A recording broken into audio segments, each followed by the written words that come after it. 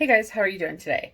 Today we are making twice baked potatoes. So start off by just baking your potatoes at 350 for about an hour. If you increase the heat, of course, it might take a little less time, but they also might get a little more crispy. These ones, I think these ones were about an hour and 15 minutes. I do have one that's a little bit longer, but still not too big around. So about an hour, hour and 15 minutes. Just depends on the size of your potatoes. I wouldn't go smaller than one this size unless you're intending them to be appetizers, because otherwise there just isn't enough there for the side dish. So, like I said, these have already been baked, and I'm going to direct the camera down to the cutting board so you can see what I am doing. There, that works. I was a little worried that it might not be completely in frame. Maybe I should move this bowl for now.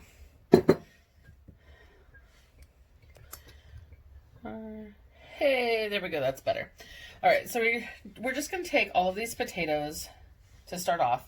We're just going to cut them in half, lengthwise, and open them up. And make sure you cut all the way through both sides of the skin there.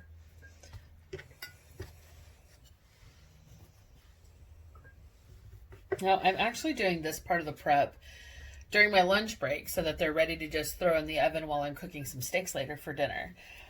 Partly because I've been working a lot of overtime and I don't get off work till 6, and I don't want to start this at 6. I also obviously already baked the potatoes and let them cool down. So once you have them open like this, all cut in half, you want to take a bowl, big enough, just however big you're going to need for the amount of potatoes that you cooked.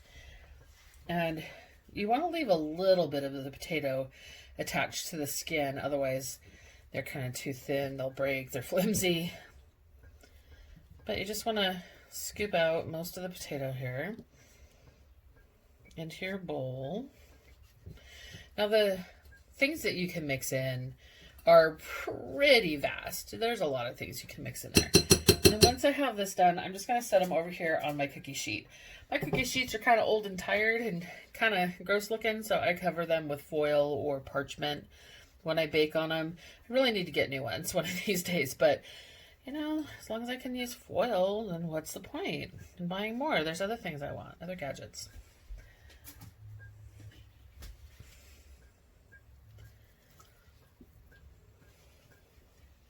So you don't have to be perfect in any way, as long as you get most of that meat out of there. And I'm just using a big kitchen spoon, a serving spoon.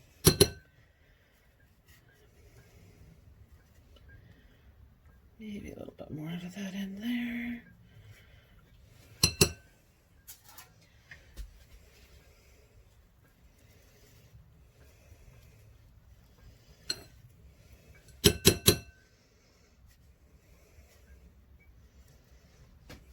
All right.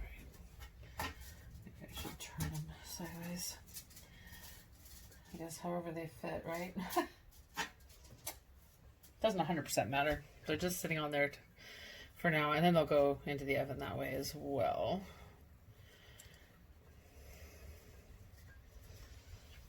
Okay, so now we have our bowl full of potatoes. Now here I have some pre-cooked bacon. And let's say we'll do about 1 strip per potato. 1, 2, 3, 4, 5. Oh, there's six half pieces of bacon in here. There's 6 boats. That's close enough. This means there's no bacon in my future for breakfast in the next couple of days. So I'm just gonna chop this up a little bit.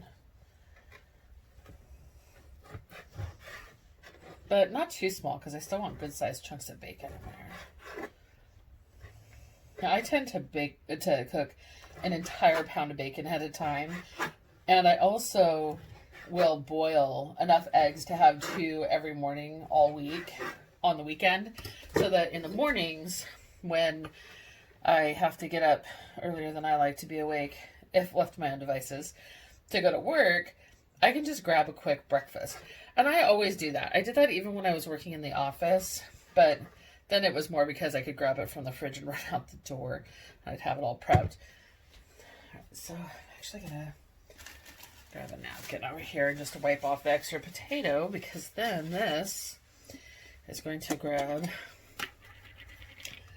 about a tablespoon, and I say scallop of sour cream.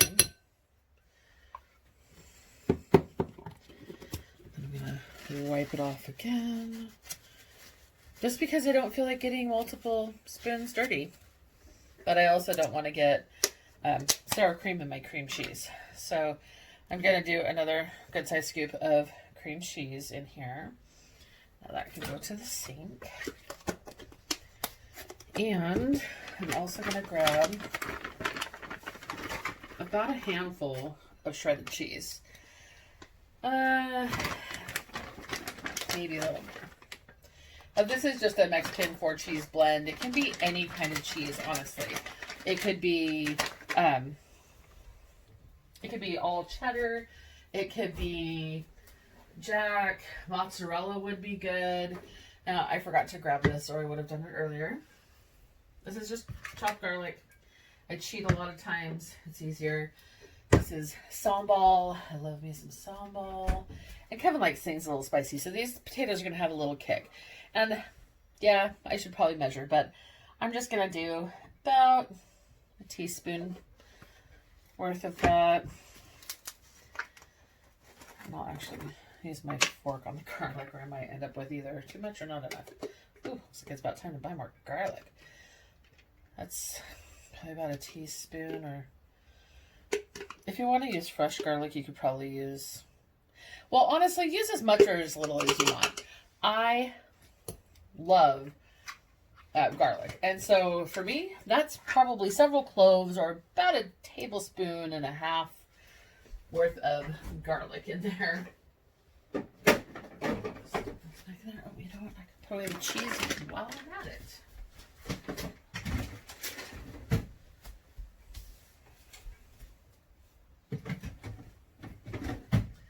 All right.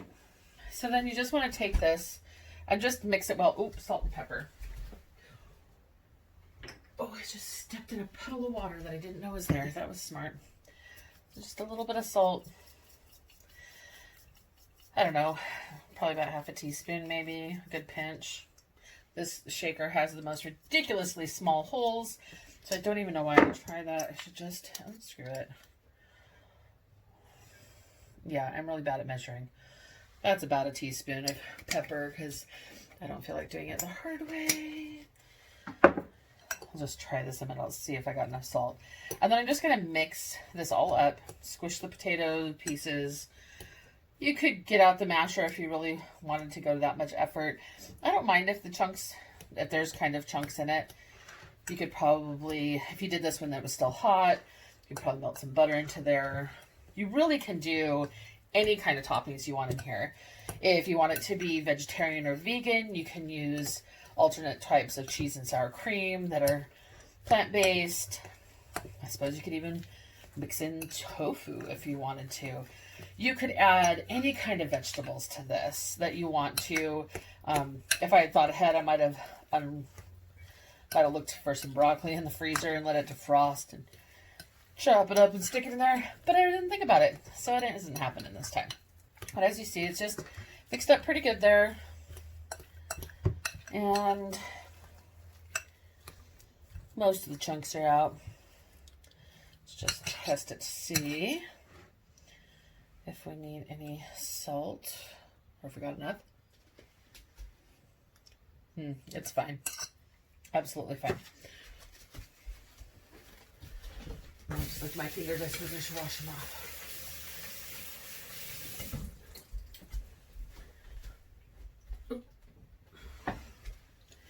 Ooh, that does have a nice little kick to it. You could also stick like some chipotle in there if you're not a sambal fan. So then what we're going to do is we're just going to take this and load it back into our potatoes. And maybe do a good scoop at a time until they all have some in it. Just kind of evenly distribute it throughout the potatoes so that they have at least as much potato as you scooped out of them in there. Now, because we've added fillings, of course, there's going to be more potato than, well, more filling than the space of what you took out. So it'll kind of mound up a little bit as you do this.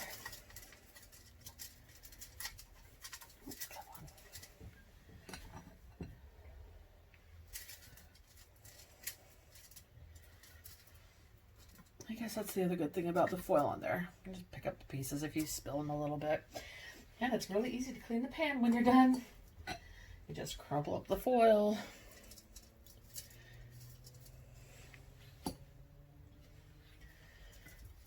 All right. Oh, got that one really full, didn't we? That's okay. We got a little bit more. Actually, I got this one pretty full too. It's a huge chunk of bacon right here. Maybe I should cut that down a little. All right, those two are both pretty full. It's like we need a little bit more in this one, maybe. A little bit more on this one.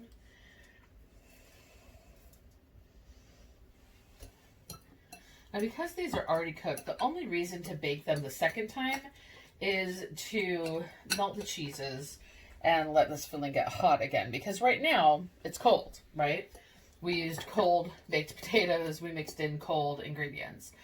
So, because it's my lunchtime right now, and these are going to be for dinner, you can prep these at least a day ahead, probably a couple of days even. Just make sure that things are not in the fridge longer than a recommended amount of time. And then what I'm going to do is I'll put these in the oven at 350 for about 20 minutes. And then I'll put more cheese on top and then put them back into the oven for another 5 or 10 minutes to get that cheese melted. So later on, when these are actually in the oven, I will come back and show you how they turned out. Okay guys, I'm back. That would be the potatoes. So they've been in the oven about 20 minutes. Oh, they actually look pretty good right now. This would be Kevin's steak right here resting because he likes his barely seared on the outside. Mine's still cooking a little bit because I like mine medium.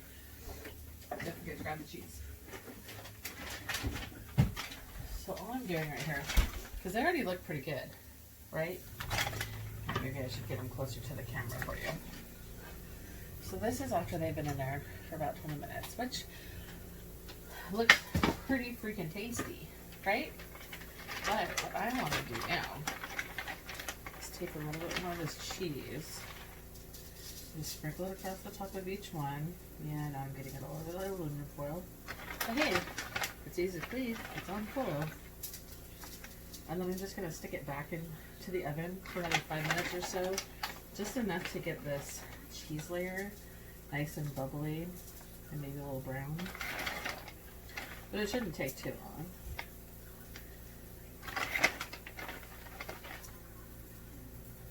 Just want to make sure I've got a good layer of cheese. I guess I could take it off of the foil and throw it back up there where I spilled it. Oh, it's not this fucker over here barely got any cheese at all. There we go. There's cheese done. So is the rack. And then these are just gonna go right back into this oven for another 5 to 10 minutes. We'll see how fast the cheese moves and browns. And while it's doing that, obviously Kevin's steak is already resting over here, but we'll let his finish resting. I'll finish cooking mine. And I also have the steaming vegetables that you can get pretty much everywhere now. And we're making corn to go with this as well. So we'll be back as soon as those potatoes are ready. Okay, so my steak has been resting about 5 minutes now. And I'm gonna move this out of the way. I like to cut mine first because we always eat in the living room. I don't like trying to wrestle a plate and a knife and hopefully I let this rest long enough. I'm just cutting it on the bias here. Just got the smallest hint of pink, still getting some juices out of it. It's obvious it was a little thinner slice than I meant. Guess I can eat it. That's really good. All it has on the steak is a little salt and pepper. But when I say a little, I mean it's like a peppered steak. It is super peppery on the crust. Almost like a crust, yeah. Oh, there's a little more pink showing through. Whoops. I I just got a big vein of really tough fat right in the middle of it, which isn't my favorite, but I'll get over it. Probably should have used tongs or something to hold onto the steak, but I didn't. Oh, goodness. It keeps trying to shift on me, and at this point I don't even think I'm cutting against the grain. I think I'm cutting straight down, possibly. My cutting board keeps sliding too, which really isn't helping me out any. I'm sorry, that is super loud. Apparently the neighbor is mowing the lawn right when I'm trying to video the rest of this dinner cook. Wow, sorry. I don't know why I'm struggling with this. It's just moving on me so much. I'm struggling to make that last cut. Alright, there we go. So, I'm just going to take this. I always use my knife to pick it up with. Just pick it up, lay it down across the plate like this. Maybe nudge the pieces a little to spread it out nicely. Carefully move that with its juices over to the sink.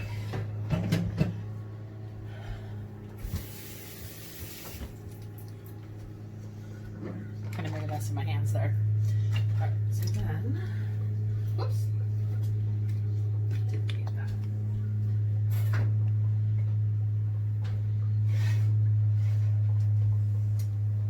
Oh, check those out.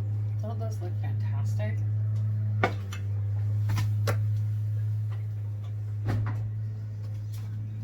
I'm actually going to grab my tongs that I used for my steak.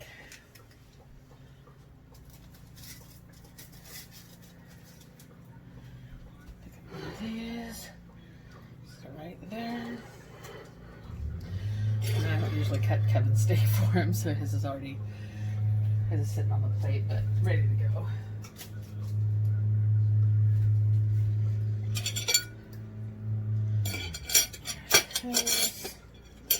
Apparently I can't put silverware on a plate. And then some good old steak sauce. Just put a little drizzle of that. Maybe. Bigger than I meant to drizzle. Right down the middle of the steak. And there we go. A lovely peppered steak, choice baked potatoes, and corn for dinner. And all done within about half an hour of being off work because I prepped the potatoes ahead of time. Bye guys.